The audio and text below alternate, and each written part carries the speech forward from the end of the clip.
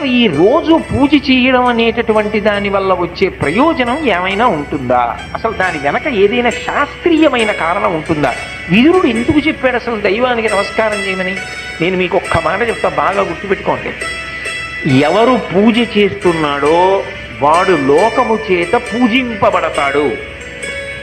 నేనన్న మాట బాగా పట్టుకున్నారా? ఎవరు పూజ చేస్తాడో వాడు లోకము చేత పూజ అందుకుంటాడు. అదేమిటండి మీరన్న మాట మాకు బాగా అర్థం కాలేదు. మీరేదో అన్నారు, బాగుండదని అన్నామంతే అంటారా? మీకు వివరణ చేసే ప్రయత్నం చేస్తా. పూజ అంటే ఏమిటి? పొద్దున్నే దేవుడి దగ్గరికి వెళ్ళో దీపం పెడుతున్నా. ఎందుకు? ఎవరు భగవంతుడు? చంద్ర సూర్యౌ చ నేత్రే కర్ణావాసా శిరోద్యౌ ముఖవిదహనో యస్య వాస్తేయమబ్ధిః అంతస్తం యస్య విశ్వం సురనర ఖగో భోగి గంధర్వ దైత్యైః చిత్రం రమ్యతే.